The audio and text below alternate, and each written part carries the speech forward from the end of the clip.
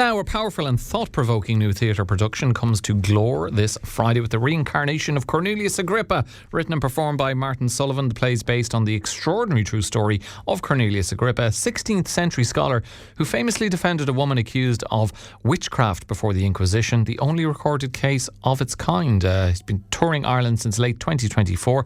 The production blends history and modern storytelling as Agrippa returns 500 years later to confront justice, power and persecution once again. And Martin joins us now to tell us more. Martin, a very good morning to you. Thank you very much. Thanks for having me on. Intrigued by this Cornelius Agrippa, a character I must confess I'd never heard of before. I've given a bit of background there. What more can you tell us, and how did you become aware of who Cornelius was and how it provide such juicy source material for a theatre production?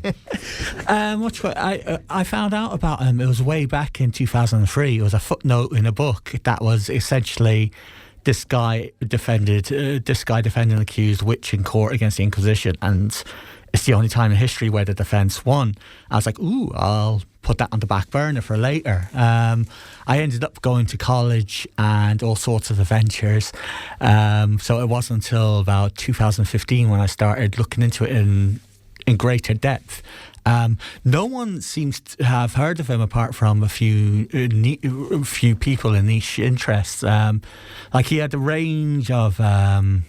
He sounds like, if you don't mind me cutting across, he sounds like, there's that old saying, a jack of all trades, a master of none. Cornelius Agrippa sounds like a jack of all trades and a master of quite a few. He was a soldier, a scholar, a doctor. He defended this woman, as you say, in the only recorded case of its kind successfully.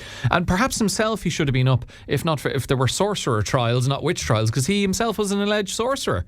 That's right. It was slandered by the church at the time, who basically hated him after that. He would have been what's called today a polymath. He had expertise in so many fields, and basically one of the biggest challenges when writing the thing was to narrow it down into one coherent storyline and not to be diverted off into that. So the play itself is basically focused on that trial, the lead up to it, and in the second half of the play, what happened to him afterwards and the reason why he's come back, as in the reincarnation of the title.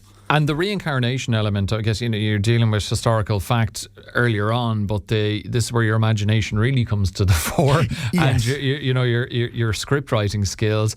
He jumps forward half a millennia. So Agrippa is imagined returning to defend the condemned again. What inspired the creative leap into the present day? It needed a reason for being in the present day, just for the sake of staging. Also, there was just so much of his story afterwards that was really like, oh my God, I have to tell this, and when I was writing it, then there were different themes. It all kind of ties together in the end.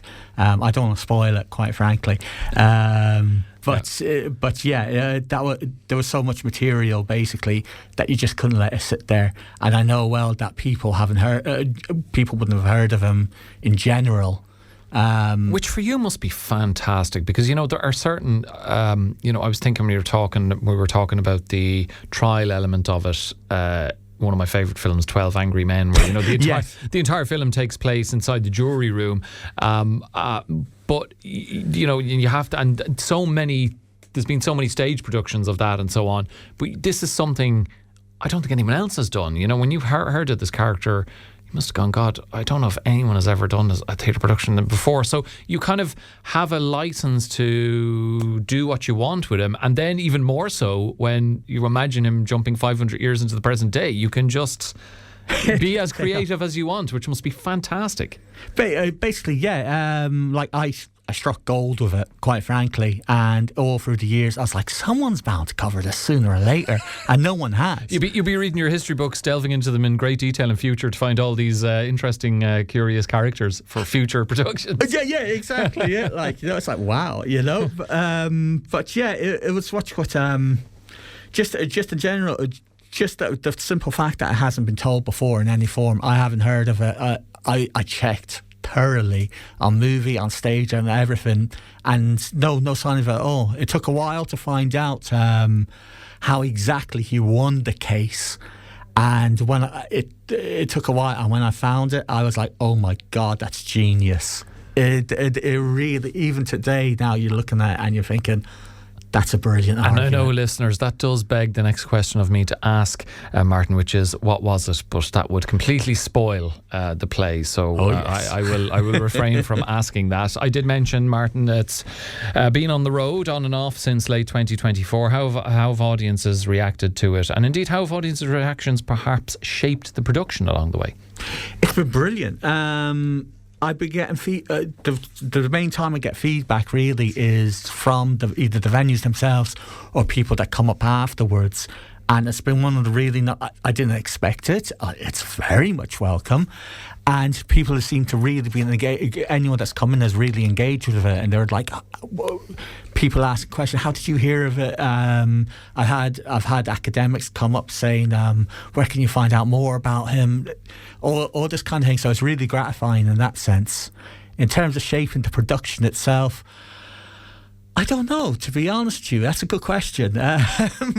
It sounds like the production probably doesn't need too much shaping, because there's a lot in it that audiences have never seen or heard of before, which I guess is it's a huge selling point, and no doubt you've piqued many of our listeners' interest. So the production is happening on the 16th, on Saturday, and Glór, it's a new venue for you. It is very much so. Very much looking forward to it. I have to say, everyone down there has been absolutely brilliant. So it's a very positive type of buzz going into it. So can't wait. Well, we hope it goes very, very well for you. And I love the title, the Reincarnation of Cornelius Agrippa. It's kind of giving me vibes of a show I used to watch when I was a kid, The Fall and Rise of Reginald Perring. It's got that element to it, which is a wonderful title. It just sticks in the mind. Martin Sullivan, the man who stars in the production and has written it, thanks so much for stopping by for a chat, and all the best with it on Saturday.